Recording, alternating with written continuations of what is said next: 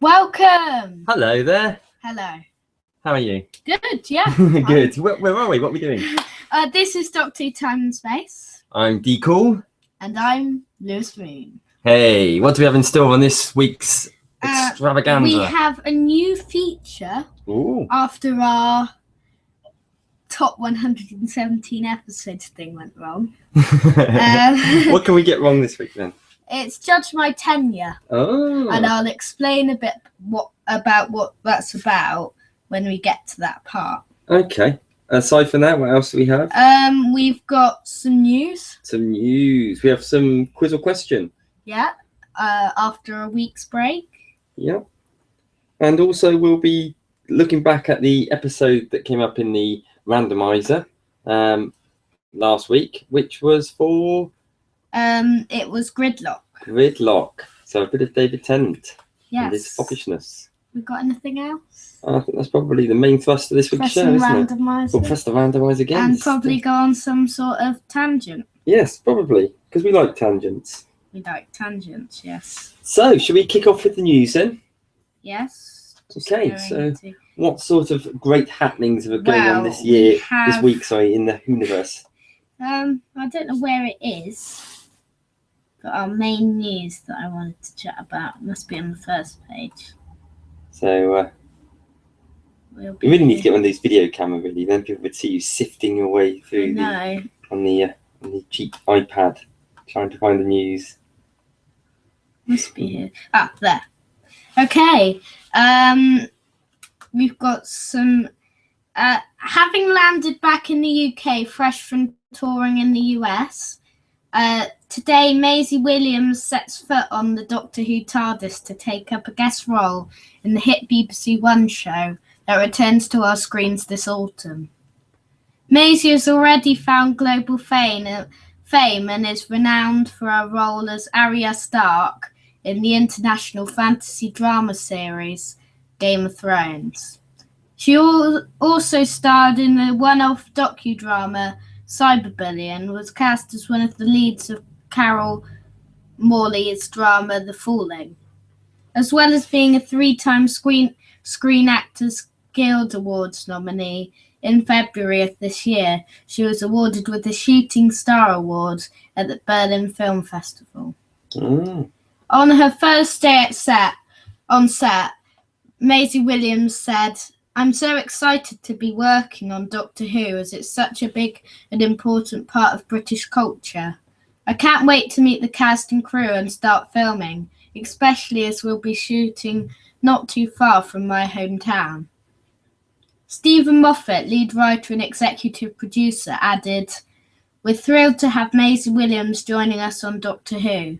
It's not possible to say too much about who or what she's playing, but she is going to challenge the Doctor in very unexpected ways. This time she might just be out of his depth, and we know Maisie is going to give him exactly the right sort of hell."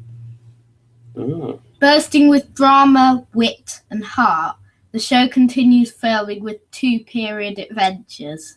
The Girl Who Died, written by Jamie Matheson and Stephen Moffat, so a co-write with our 2 favourite writers of the modern era. Yeah, that's true. And The Woman Who Lived by Catherine Tregenna. Starring Peter Capaldi and Jenna Coleman, the duo continued to travel through epic adventures directed by Ed Bazalette, I think. Yeah. I don't know how to pronounce it. BBC One's 18th century drama Poldark director. Now see, I've got a theory on this. Yeah. Can you tell me the names of the episodes again? The Girl Who Died and The Woman Who Lived. Because it's interesting, isn't it? There's obviously a theme between those 2 titles. I'm wondering if the girl and the woman are one and the same.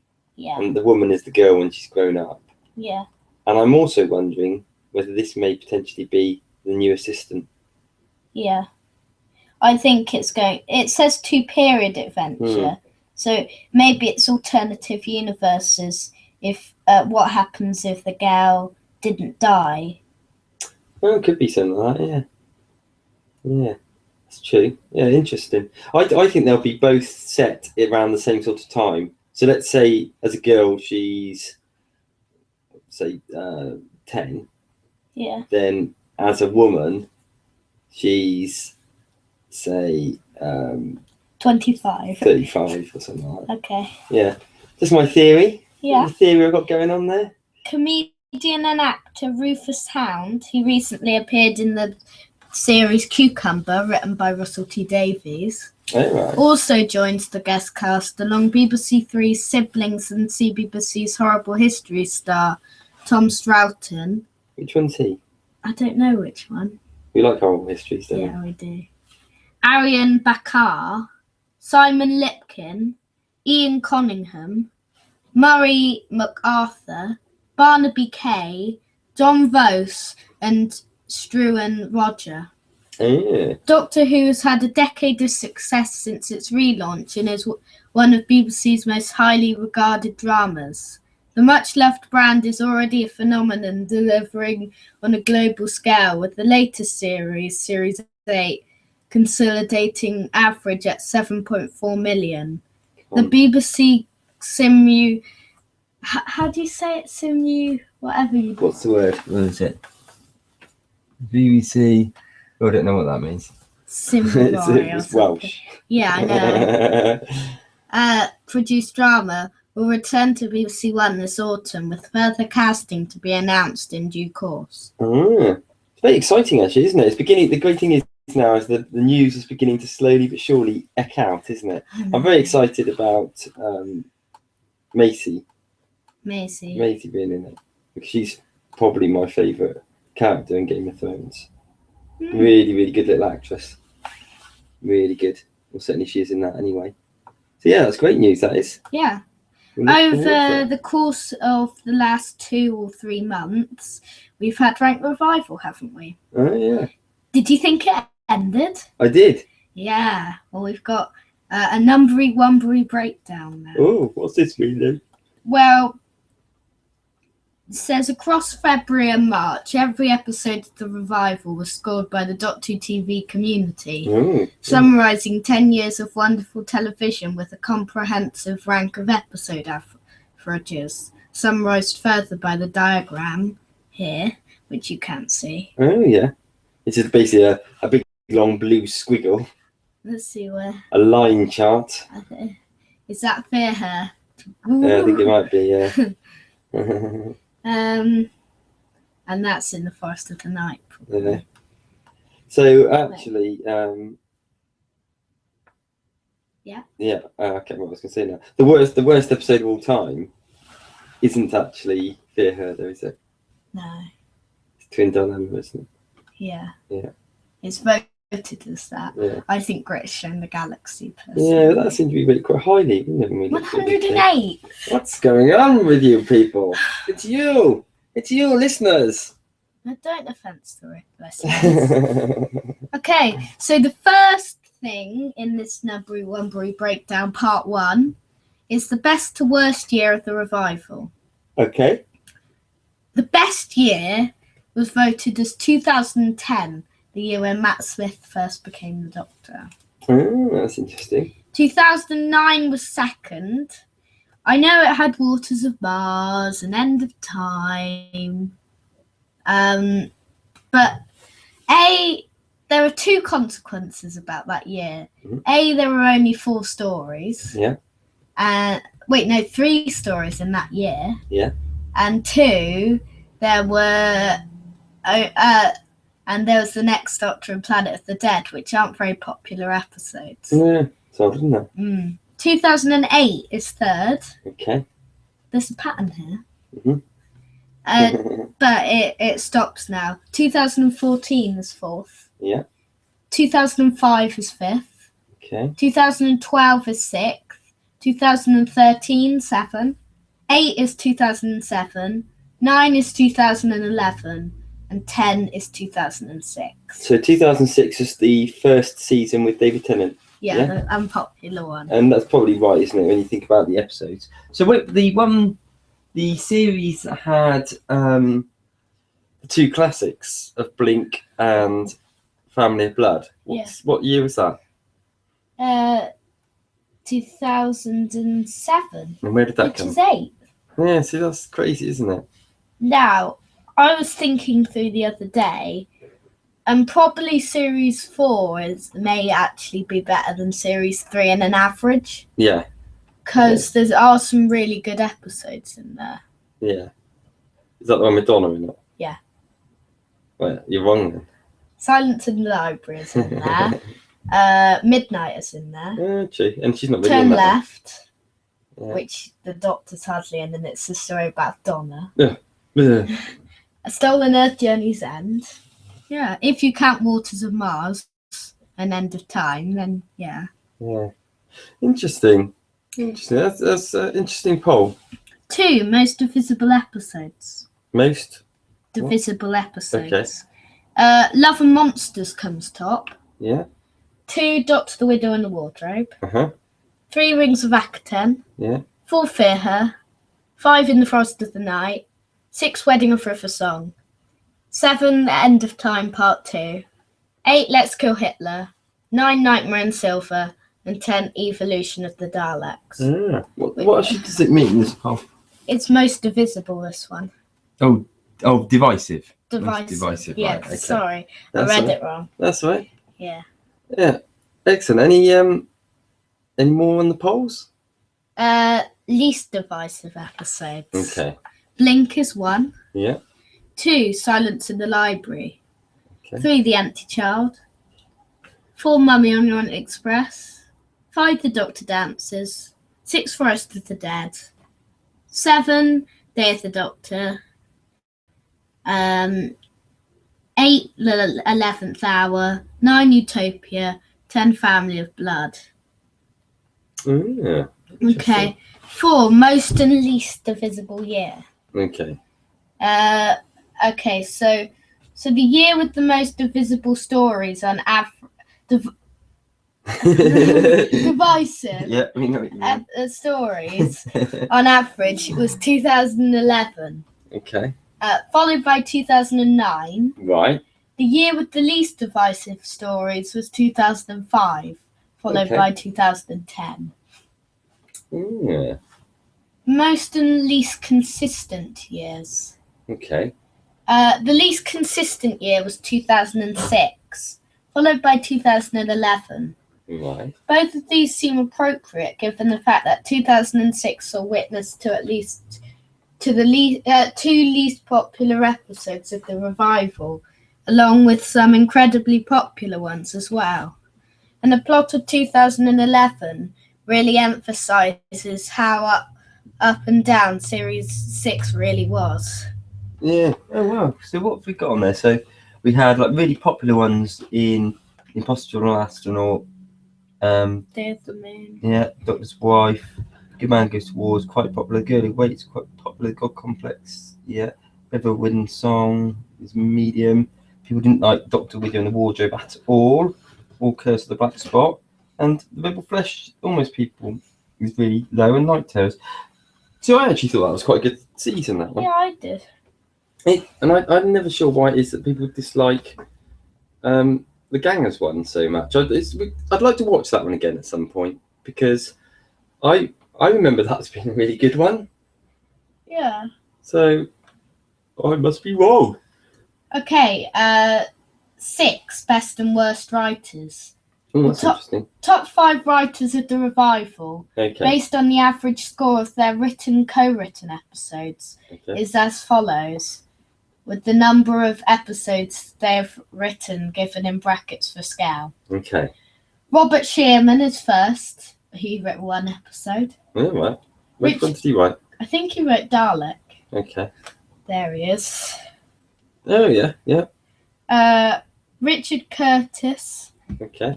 wrote 1 episode. Yeah. You know what that is. Yeah. Vincent and the Doctor. Jamie Matheson is third.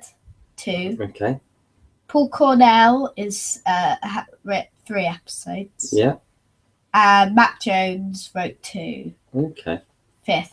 The 2 showrunners are placed as followed. 6th, Stephen Moffat. Yeah. 14th, Russell T Davies. Stephen Moffat's actually written more than Russell T Davies. Yeah. I thought he'd written less, actually. I think that the thing is with that, I'm not really sure that's a particularly good poll, that one, because the reason that the top one's there is because he's written one episode that everybody really likes. Yeah. And similarly with Curtis's one. And because people don't like, say, for instance, The Wedding of River Song that much, he's sick. It knocks him down. Whereas actually, you've also got to look at it and say, well, he wrote however many of the top 10? When we looked at it. He wrote Day of the Doctor, the top one. Yeah. So he wrote Day of the Doctor, he wrote Blink. The top 2. He wrote Empty 11th Child. Hour, which was 3rd, wasn't it? Or 4th? Yeah. So Empty Child he wrote, which was 4th. So, that sounds like probably the top 4 episodes were all written by Moffat. So it seems a little bit unfair, that bit. But yeah, we have it. That's what happens when you average. The bottom 5 writers as followed: Stephen Thompson, Helen Rayner, Stephen Greenhorn, Matthew Graham, and Frank Cottrell Boyce. Okay. Interesting. Most and least consistent writers. Okay. The most consistent writer over different stories is currently Jamie Matheson, with the standard. You got that word again, haven't you? No, I don't know if that's the word. Oh, deviation. Deviation of 0.09. It's so low as Matheson has only written 2 stories, and both of them are similarly acclaimed. The least consistent writer over different stories is Neil Gaiman, with a standard Which one? What we got? Deviation. Deviation of 1.216. Given the strong positive reception to The Doctor's Wife and the dismal fan response to Nightmare in Silver, the result currently makes sense in context. Yeah. Yeah. Interesting. Okay. And what have we got here then? The distribution of stories. Distribution of stories. So what does this mean? The episode which received the highest proportion of 1 out of 10 votes is, unsurprisingly, given its reputation, Love and Monsters, with a tremendously high 18.91%. The episode which received the lowest proportion of 1 out of 10 votes is, again unsurprisingly, the fan favourite Blink, which with 0.45%. On average, 2.37% of the votes for each episode were for the 1.10 score option. 1 out of 10 score option. Okay. That's quite interesting. That was it Love and Monsters, you say? Yeah. Yeah. I'd be interested to see that one, because to see whether it's as bad as people say it is. Wouldn't you? Yeah. But you have seen it, so yeah, I have. You don't think it's as bad as people say? No, I think Love and Monsters is quite a good episode, to be honest. Hasn't got the Doctor in much, but everybody likes the ones which the Doctor isn't in much. Yeah. And if the Doctor at that point was David Tennant, if the Doctor was at that point David Tennant, was it? Yeah. So it's not bad. He's in it a bit. Like every episode he's in it there. Yeah. What other news do we have? Or have we still got more on this poll? Still got more in this poll. We might as well have called this podcast the Pollcast. Just talked about this poll. Best companion and Doctor. Yeah. For companions, Donna Noble is first. Ooh. Second, Clara Oswald. Okay. Third, Amy Pond. Yeah.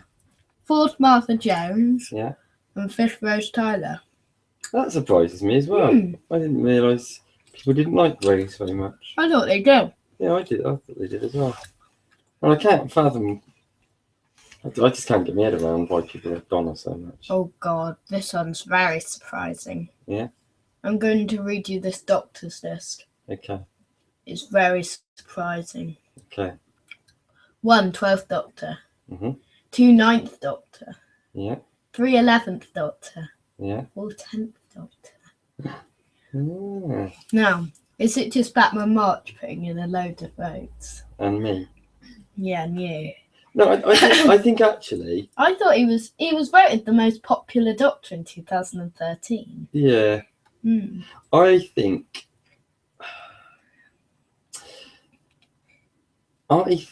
a lot of people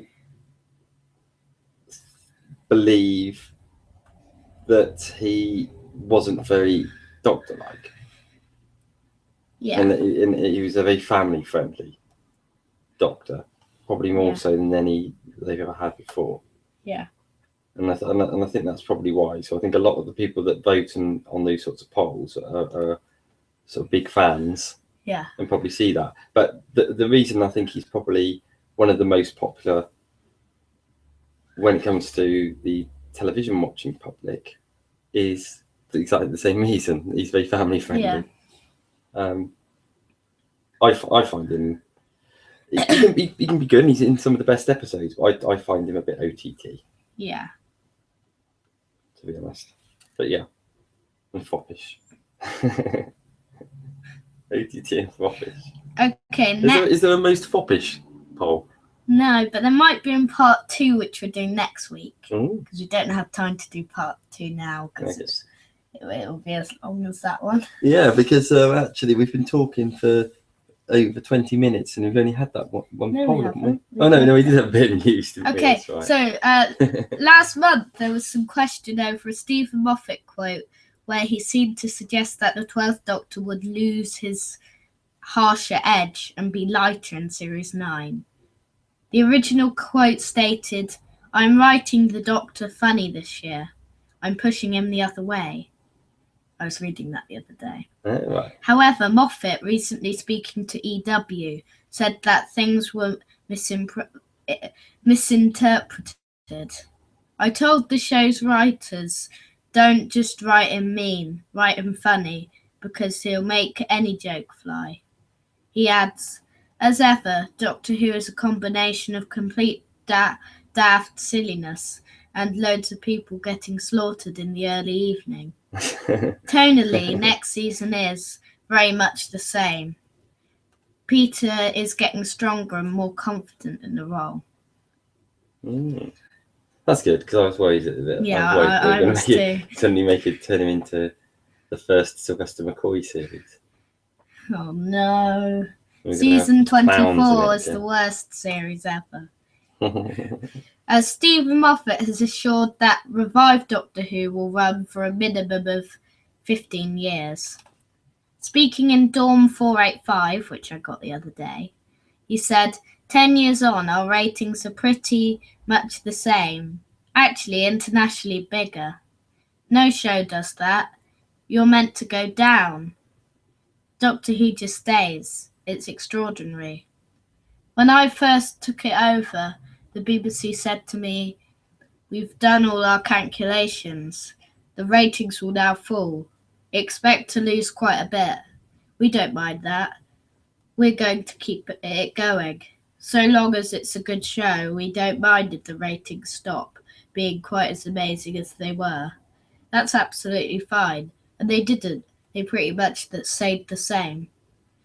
I thought it would last 10 years. I didn't think it would last 10 years with BBC Worldwide trying to get me in a room to talk about their plan for the next 5 years. So it's going to do a minimum of 15. I mean, it could do 26. That's not to say it's easy. It's not easy to find new people. It's not easy to find new doctors. That could be the danger, that you start to think that it's easy. There's nothing easy about doing Doctor Who. Oh no, it's only a little bit more. Ben Stevenson, BBC head of drama commissioning, added, "You can't take shows like Doctor Who for granted. The minute you take them for granted, they're dead. You've got to constantly approach it like it's a new thing rather than go. That always works. We'll keep going with that. That would be a sure and certain death. You want to keep bringing people in. You want the people who have always loved it. You want the people who loved it as a child, and you want to find new fans. The brilliant thing about Doctor Who is that it's so adjustable. It doesn't have to be there.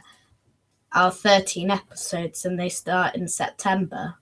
Of course, the fans want it to keep coming back with regularity, but we could choose, as they did with David Tennant, to do a year of specials.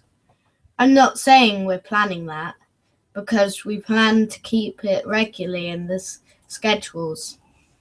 But because it's such an amazing format, because you can constantly revive it and reimagine it, then as long as the people looking after it are passionate about it, and the BBC is passionate about it, there's absolutely no reason why it can't do another 50 years.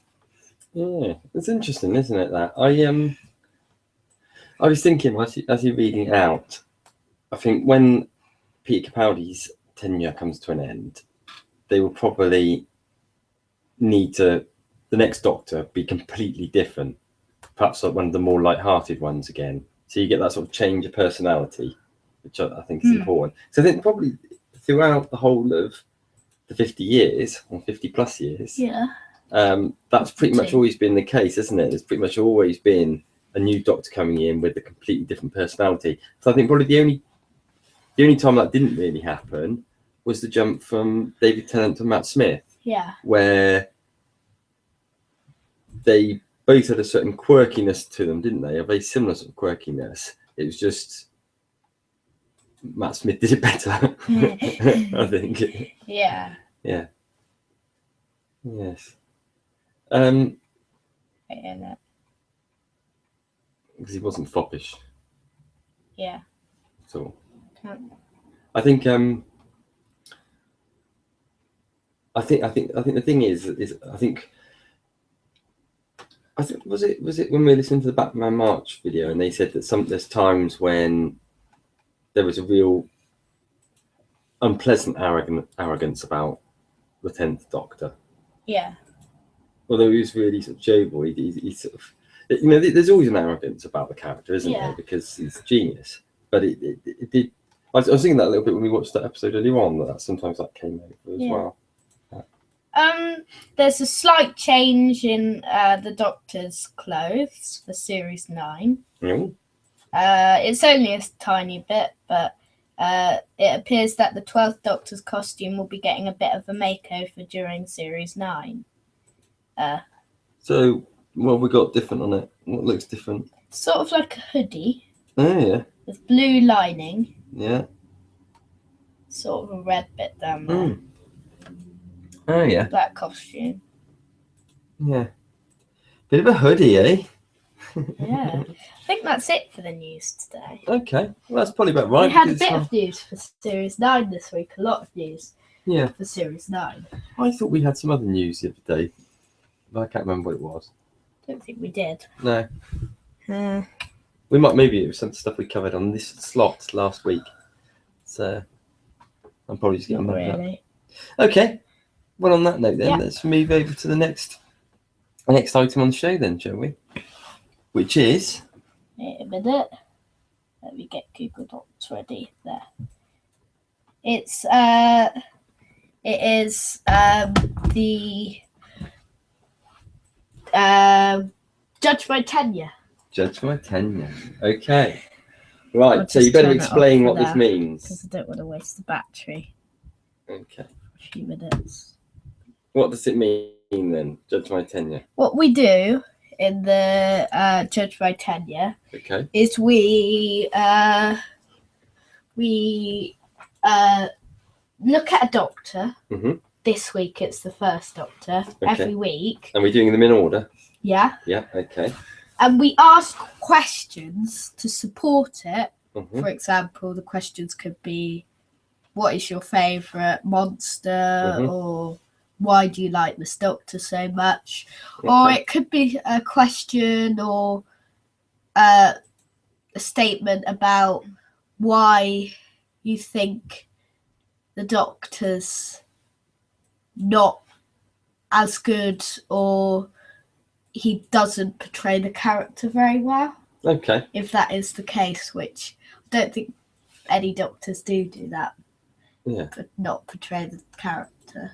Because there's always some episode where they portray. Yeah, and plus also, I guess, the fact that this character changes all the time anyway with regenerations, doesn't it? So. Yeah. Okay, well, let's start off then. So, William Hartnell, the first Doctor. Oh, okay. So, why do you like the first Doctor? I think, firstly, he's the first one. So, the basics of the basis of the character, although the personality does change, there's still always a bit of the first Doctor going right through all of them from the beginning, and that you have to put down to William Hartnell's portrayal, don't you? Yeah. Should I talk as well? Yeah. You give your sort of thoughts. Yeah, of course he's unique because he's the first Doctor, but his character develops as it goes on. He sort of gets to know his companions more, definitely in the 7 episodes of Marco Polo. But the Doctor gets to know his companions, and he sort of gets to know more planets, and he sort of gets more emotions than just being angry all the time. Yeah, because I guess he is quite angry, isn't he? Definitely at the start, yeah. Yeah. But then he grows more heroic as the times go on. Yeah.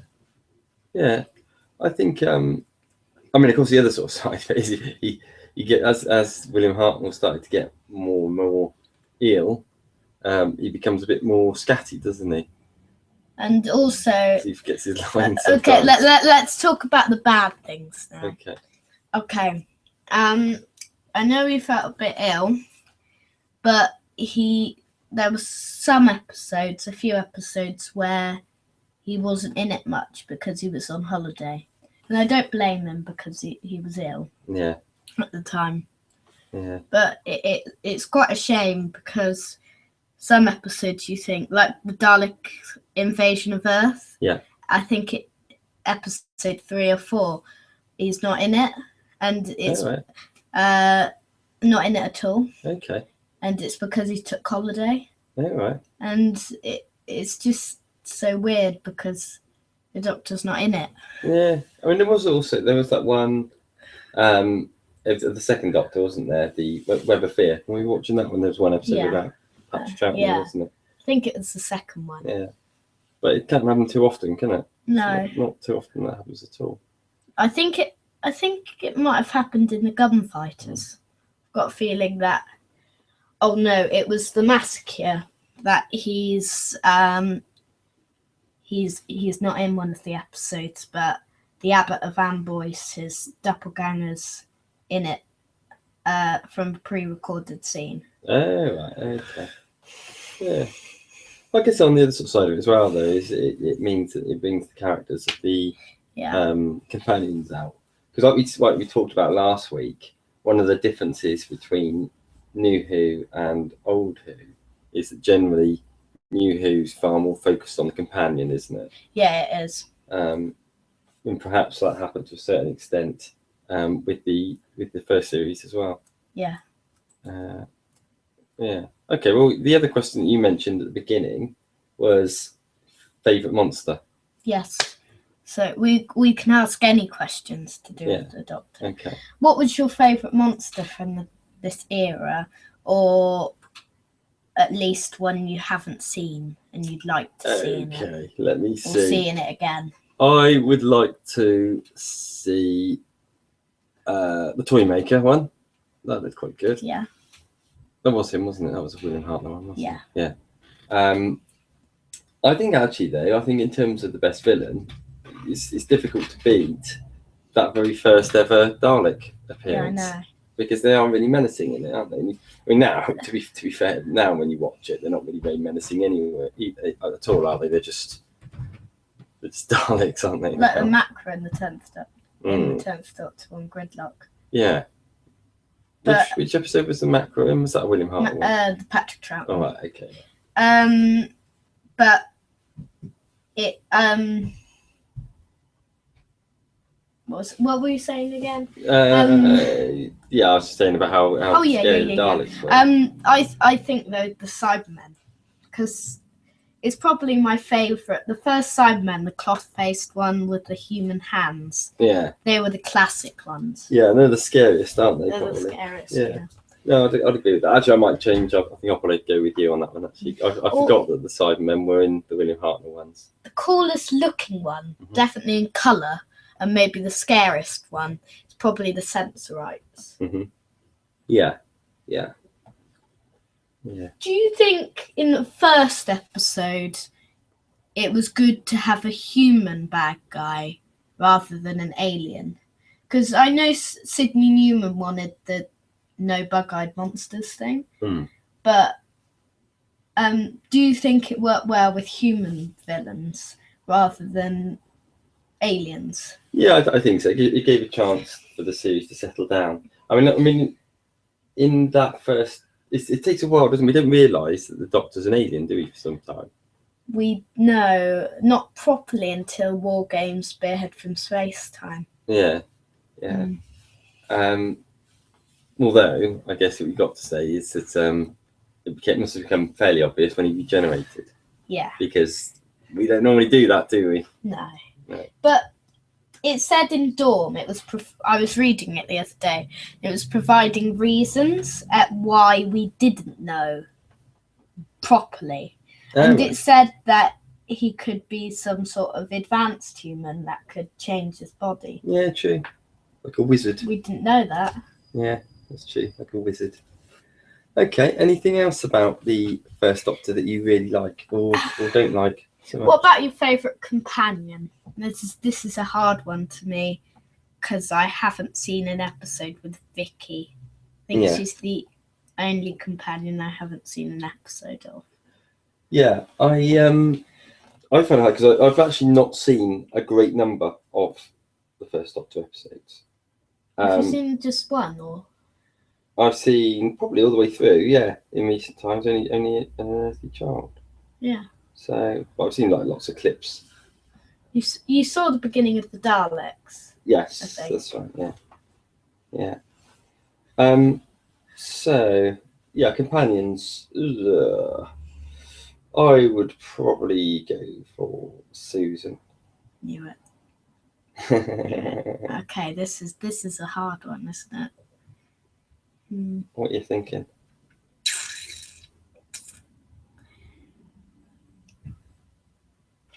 Barbara is quite good in Dalek Invasion of Earth. Right. She's quite good. I found her quite good in that story. Mm-hmm. Yeah. Ben and Polly were quite good. Yeah. But I'd probably have to go for Susan because she's the first companion.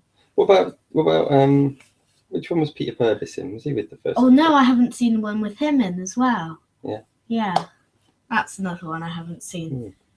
I haven't seen him or Vicky in an episode. If you count Katrina and Sarah Kingdom, they're only in. Katrina was only in 2, and Sarah Kingdom was only in 1. I'll tell you another bad thing. What? Which isn't the fault of William Hartnell's portrayal or anything like that, but just the fact that some of the episodes are missing. So you know. And probably, just to say that there might be some people out there that actually have things, because sometimes they find missing episodes in the hands of private collectors. Yeah.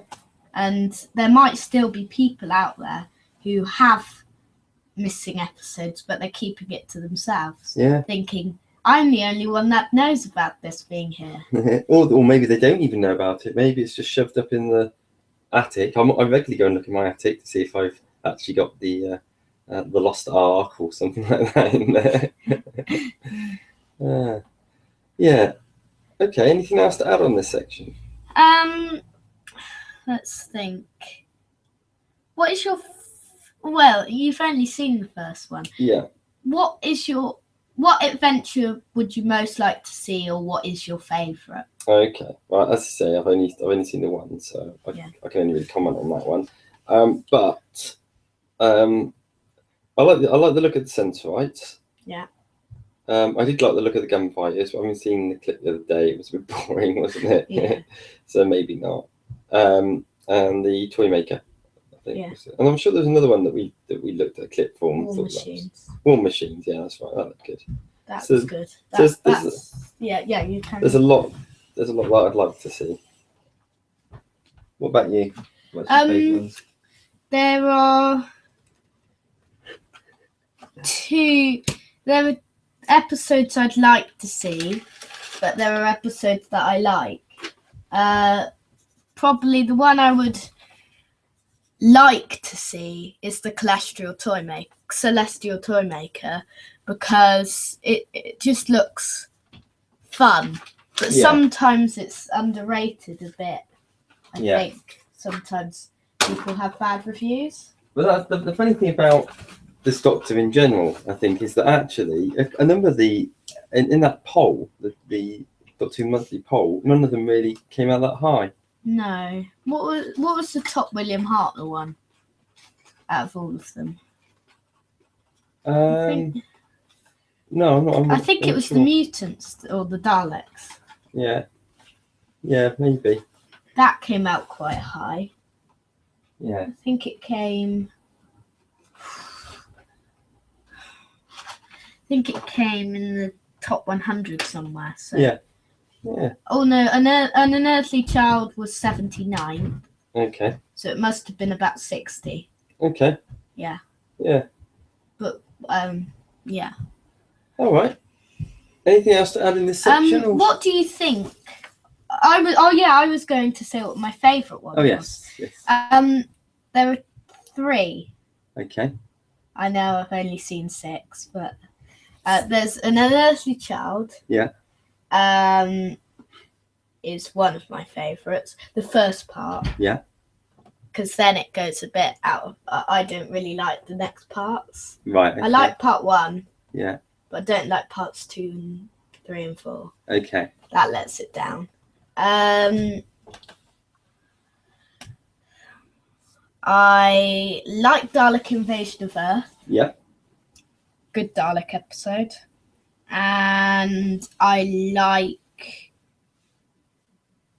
War Machines. Okay. Are there any of the 6 that you've watched that you don't like very much? I'm sure there was one I was going to say a minute ago, but I forgot. What's 10th Planet like? I think I want to watch 10th Planet again. Yeah. Because I don't think I was concentrating on it much. Because the classic ones, you need to concentrate, don't you? Yeah. And I think I lost track of it somewhere because I can't remember what happened in it after part 3. Well, who knows? Maybe when we press the randomizer later on, maybe that will come up. Yeah. Who knows? We don't know. Who knows? Yeah. Okay. Brilliant. Should we go on to I think we should probably move along, shouldn't we, to the next item? Okay. We'll look at the Judge Mode 10-year second Doctor next week. Yeah, we'll look forward for that. I like that section. It's good. Yeah. So last week we pressed the button on the randomizer, the magic spreadsheet of every Doctor Who episode ever. Whatever answer comes up, we watch. And last week, when we pressed the randomizer button, we got Gridlock. Yes. On the David Tennant 10th Doctor era. Yeah. So shall I just give a very brief roundup of the story? Yeah, okay. So basically, it's the 3rd episode with Martha in. Yeah. Yeah. And he promises to take her to somewhere exciting. So they previously... An alien planet. That's right. They've previously gone to the past, haven't they? Yeah. So instead they take to an alien planet. Where they arrive is a very wet and rainy New York. Yeah. Yeah, or New York, I think. 15. Yeah. I think there were 15 New Yorks. And it's a bit of a slum, effectively, isn't it? Yeah. And what it looks like is that people are moving out of the sort of slum area, heading onto the underground motorway, to get to the other parts of New York. Yeah.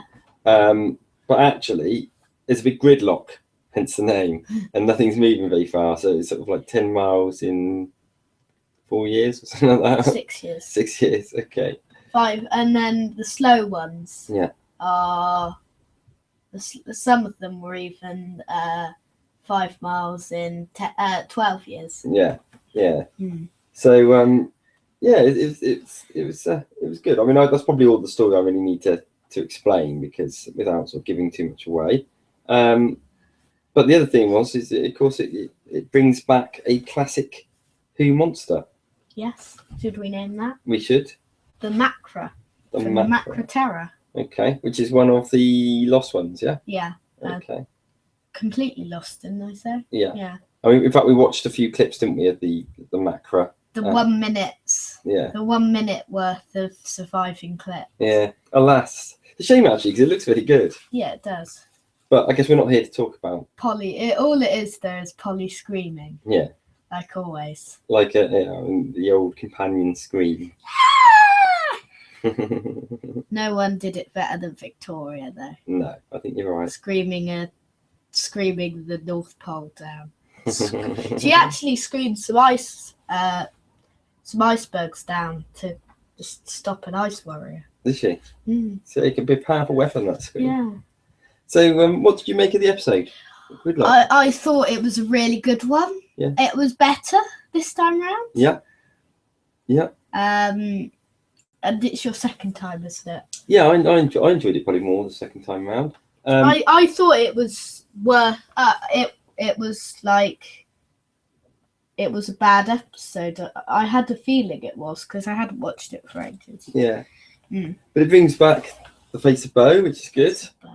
For the last time. The last time. Oh. And yeah, David Tennant is all right. Yeah. I like him darker. Yeah, he's a bit more angry, isn't he? I think his relationship with Martha, is the way that him and Martha interacted, was far better, personally, than the way he reacted with Rose. So with Donna. And with Donna, yeah. So with Donna, I think this is the Donna thing that brings out the foppishness more than anything. And is because they're both like that. With Rose, I think there's that little bit of love thing going on there.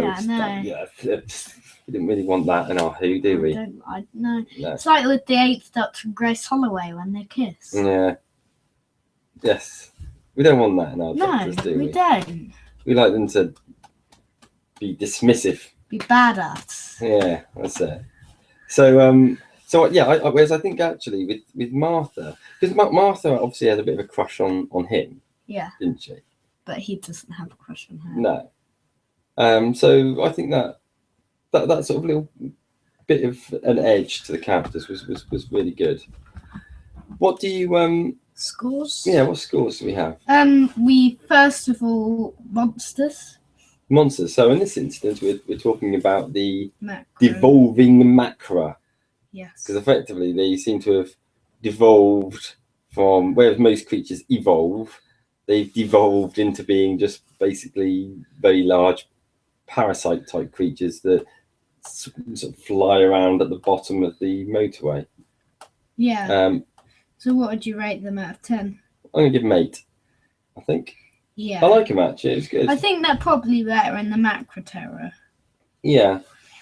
I mean, it didn't have to be the Macra. I think it was probably Russell T Davies wanting to hark back to one of the old stories, really, wasn't it? Yeah. I mean, it could have been anything down there, couldn't it? You know, it could have been large spiders, or it could have been flies, or a dragon. You know, could even be a Cyberman. It could be anything down there. Really. It was something that was living at the bottom of the motorway. So yeah, it was nice to hark back to that. What are the scores? There's character development. It's, I would say, probably about 7. Not a great deal of character development. I guess you get the bit where the 10th Doctor realizes that he was being a bit of a prat, and that's the reason why he got Martha into trouble. Yeah. But there's not the extent of character development as what you get with the 12th. No. The 12th Doctor. Excitement.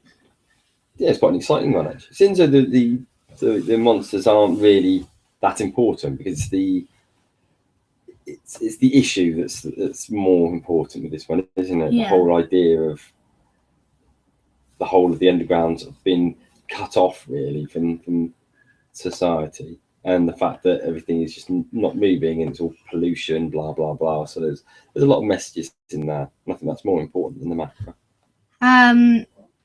What about pace? It's fairly pacey. I think it works. It's good. It's not slow at all, actually, is it? No. In fact, sometimes it's possibly a bit too fast paced. It's like a slow episode. And finally, overall, I think I'd give it an 8. Yes, average. Yeah. Yeah, I think so. It's not a life changer, is it? It's not one where you watch it and you think that's the best thing I've ever watched. No. Some episodes are. Yeah, it's a fairly sort of disposable story, but it's enjoyable. Oh, it's bad because I remember it. And it's got the cat in it, and we like the cat. Yeah. Even though as soon as you correctly informed me that it was actually Dougal from Father Ted, I could only think of him as Dougal. So excellent. So all in all, definitely we'd recommend people watch that one. Yeah. So you're moving over to a long way away from the microphone now, so that you can press the randomizer button. Yeah. So this is the moment where we find out what we will be watching this week. If you press it and then shout it out, and I'll shout it out again so that people can hear it at the microphone. Okay. The Invisible Enemy. The Invisible Enemy. Okay. Well, I've wanted to watch this one for ages. Wait a minute. The Invisible Enemy. So is this the one? This is the Tom Baker one, yeah? Yeah. This is the Tom Baker one with the big eyebrows. Yeah. You need your computer on. Yeah. So this is one that we've got. We downloaded from iTunes before, so we have watched it, but we've probably watched it about 3 years or so ago. Yeah, I would suggest. Well, you probably need to come back over to the microphone in a second. Minute. So the randomizer has selected The Invisible Enemy. We will watch that. As it's Easter holiday, we might even be able to watch some of it during this week and finish it off next Saturday, just in time for this podcast. So we'll give our review. I was hoping for a full part 2, and I was hoping for The Invisible Enemy because I can't really remember that one. Another Leela one. Yes. Yes. The Cool is Happy. Yes. We've had 3 Leela ones, haven't we? Yeah, we have actually. It's obviously I've rigged the randomizer for lots of Tom Baker and lots of Leela. So, quiz or question. The final section of the show, really, isn't it? Yeah. Quiz or question. The bit everybody looks forward for. Yes. do, do. Do, do, do, do, do. Welcome to Quiz or Question. Welcome to Quiz or Question. The only podcast in the world where you get the host actually humming the theme tune for you. So, Quiz or Question, what does it mean? Question is where we put our opinion on it. Yeah. On the thing that has been asked. The question has been posed, yeah. And a quiz is where we have an answer to it. Okay. But questions could go into a large discussion. Yeah, usually off into a tangent to a completely different discussion. But please keep sending in your quiz and question ideas because we love receiving them. First of all, how many episodes featured the second Doctor in total? Quiz or question? That's got to be a quiz. There's got to be a right or wrong answer, of which I don't know what it is. There are 21 normal Patrick Troughton ones. Okay. I've been doing my list of episodes recently, my checklist. Okay. Of what ones I've seen, and there are 21. Yeah. But there is there is the 2 Doctors, and there is the 3 Doctors, and there is the 5 Doctors. Yeah. So 24. So he's That's the actually answer. been in more multi-Doctor stories than anyone else, hasn't he? Yeah, he has. Yeah. Been in all of them apart from The Day of the Doctor. Yeah. But you could argue that he was in that. Yeah, you could. You could argue that he was in The Name of the Doctor. Yeah, you could. Yeah. It'd probably be silly to argue it because it's pretty incidental, isn't it? But, Okay. as a sort of a knock-on from that question, Yeah. do you know how many of those 21, was it? 4. 24? Oh. Do you know how many of those stories have got missing episodes? Or either missing in their entirety, or You mean the 20 out of the 21? yeah, the 21 the main ones. Yeah. I think most of them are missing. I thought you were going to ask how many were with Jamie, but 20 are with Jamie. All right, okay. Yeah, but so there isn't that many complete ones, is there? No, I think there's 7 or 6 complete ones. It's a shame, isn't it? Because he is such a good Doctor as well, as we will find out next week when we talk about his time in charge of the role. Okay, ready? Yeah. Who is the best secondary character in the classic series? Quiz or question? That's an opinion, so it has to be a question. Question.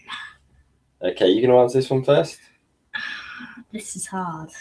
Yes. So we're not talking about companions here. No, we're talking about characters. Go with the Brigadier then.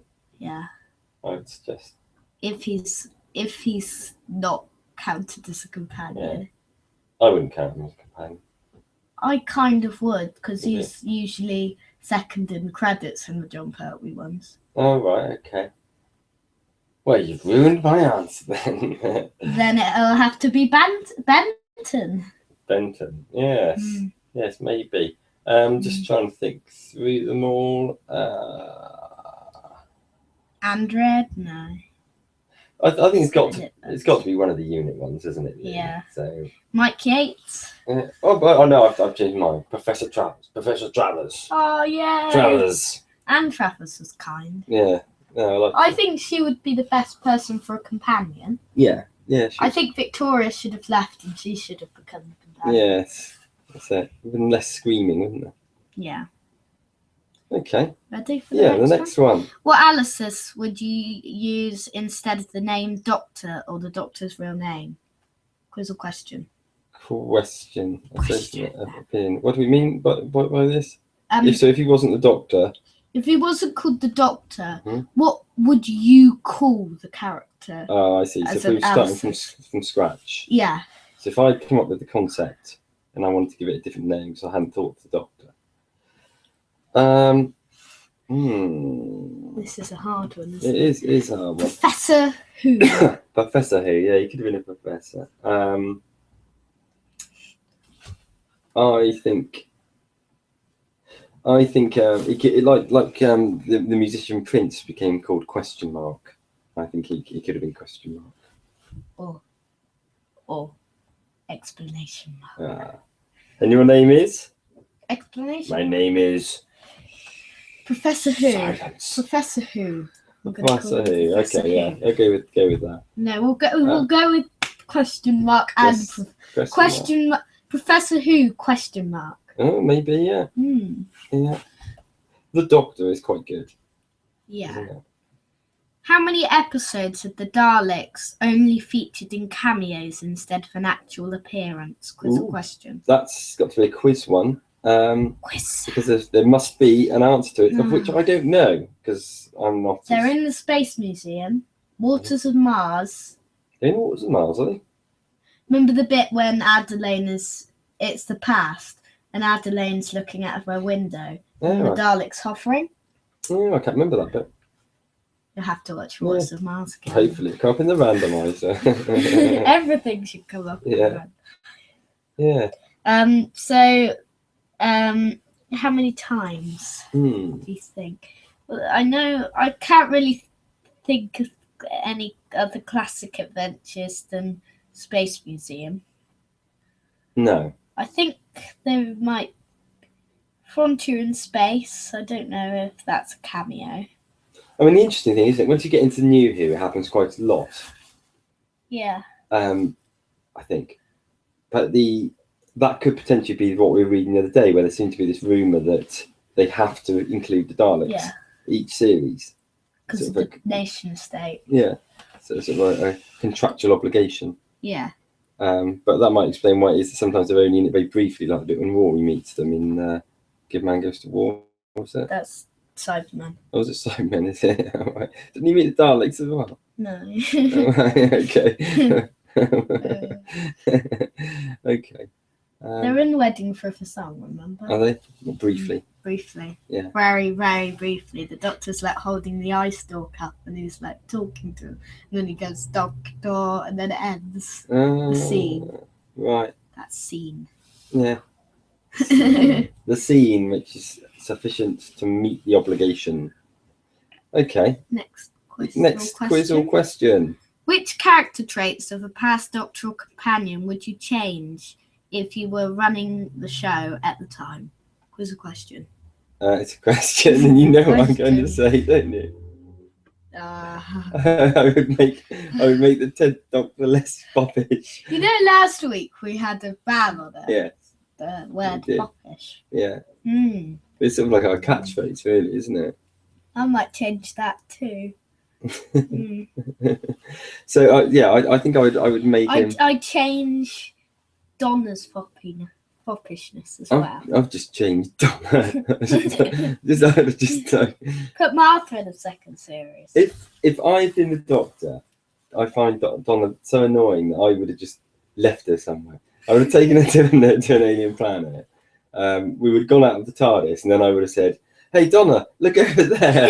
And when she looked away, I could bounce into the TARDIS and disappear. What about Wilfred? I liked him. Yeah. I think he should have become an actual companion. Yeah, no, he was nice. That's why. Oh no, that's not the classic series. Yeah. But yeah. Yeah, actually, that same question about secondary characters. Yeah. If it was New Who, then I'd go have to Wilfred. Be quite high. Yeah.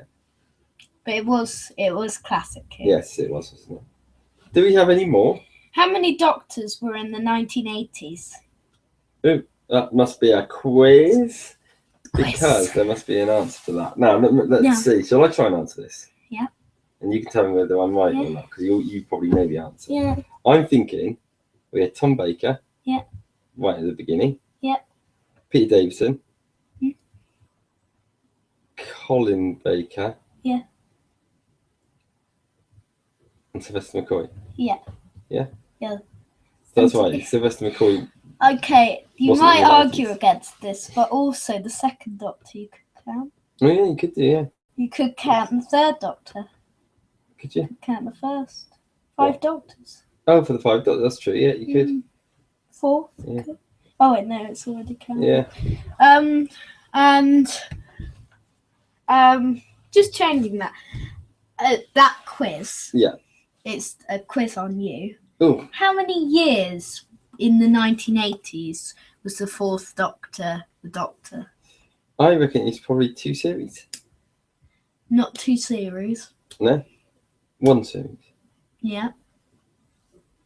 Yeah. Over 2 years. Oh, was it? Did they have a bit of a gap then? No, they put it on right at the end of the year. Oh, right, okay. Yeah, right, that's interesting. And then it was right at the beginning of the year as well. Oh, right, okay. I think it went on from like October to March or something. Yeah. Or November to March or something. Interesting. Final quiz or question.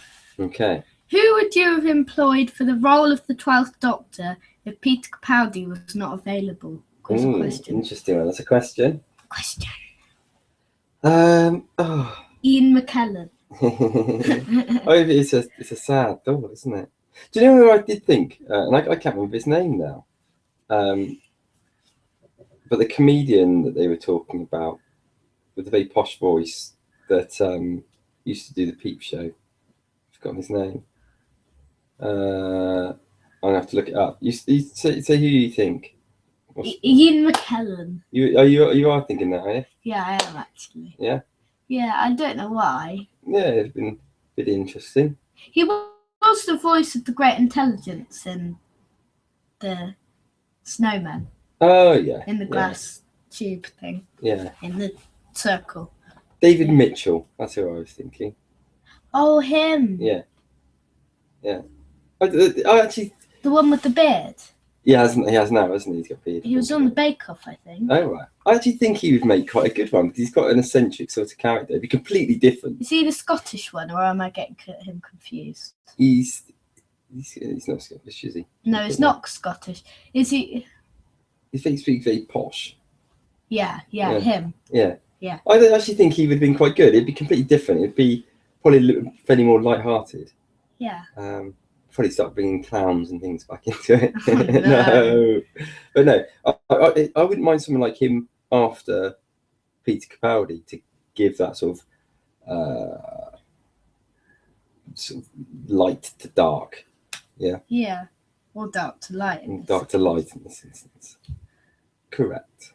Yes. So, any more? Was that round us up for this week? That's the end of it. That's the end of the podcast then. Oh no. Well, thank you very much for listening, everybody. Thank you very much.